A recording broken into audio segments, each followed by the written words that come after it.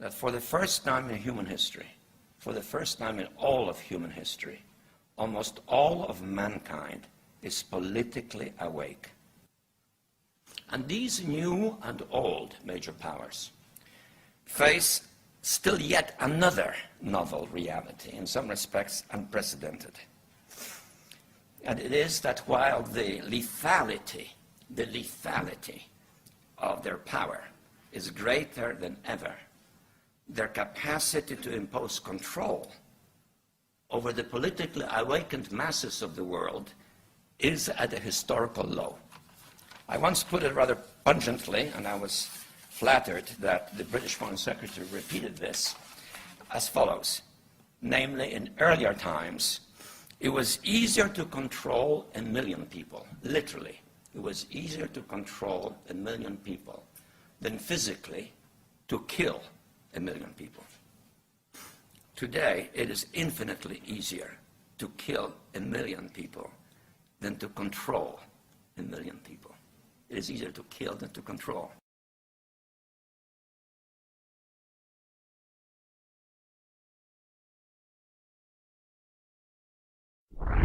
What are you after? Power. What do you think is power? Whips, guns, money? You can't turn men into slaves unless you break their spirit, kill their capacity to think and act on their own. Tie them together, teach them to conform, unite, to agree, to obey. That makes one neck ready for one leash. They had all this on the shelf somewhere. Ideas of things they would like to do. And they got 9/11 and they said, it's our chance. Go for it. The Patriot Act basically is superseding the Constitution. The U.S. military is making plans for a major outbreak of swine flu. Troops will be used to help civilian authorities. The military has offered to be there to provide testing for H1N1 to the public and also to distribute vaccines once they've been developed. Transmissions will resume. I try to keep us all down and hope that we will never see the truth around. Another promise, another scene, a package like to keep us trapped in real. Green bells wrapped around our minds, and endless red tape to keep the truth confined. Go back to bed, America. Your government has figured out how it all transpired. Go back to bed, America. Your government is in control again.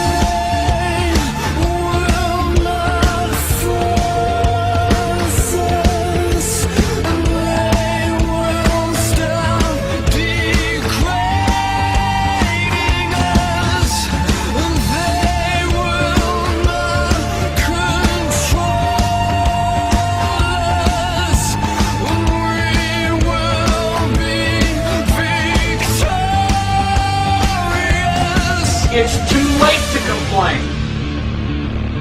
You should have complained at the beginning, when you at least had a chance.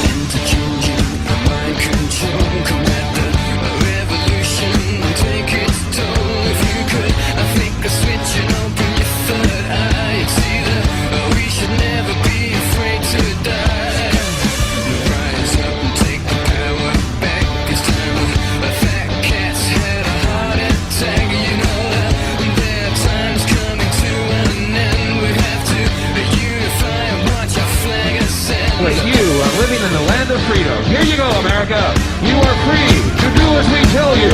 You are free to do as we tell you. They will not force us.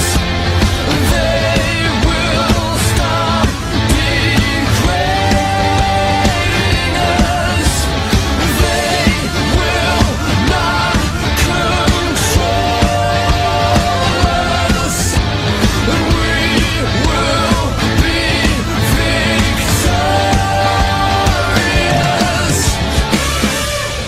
Is asked, the question is it safe?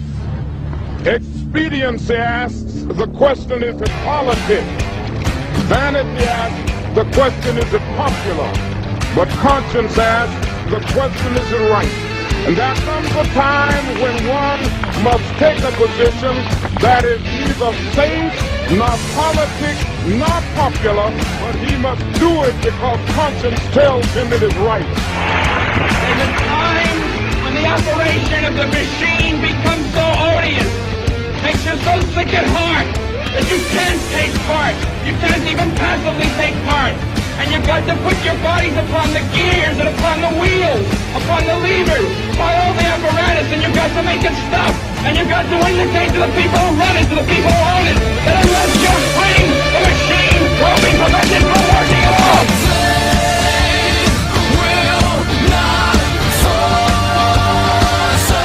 I want you to get back.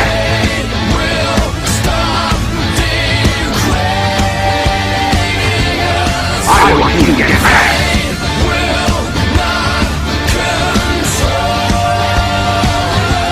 I want you to get back.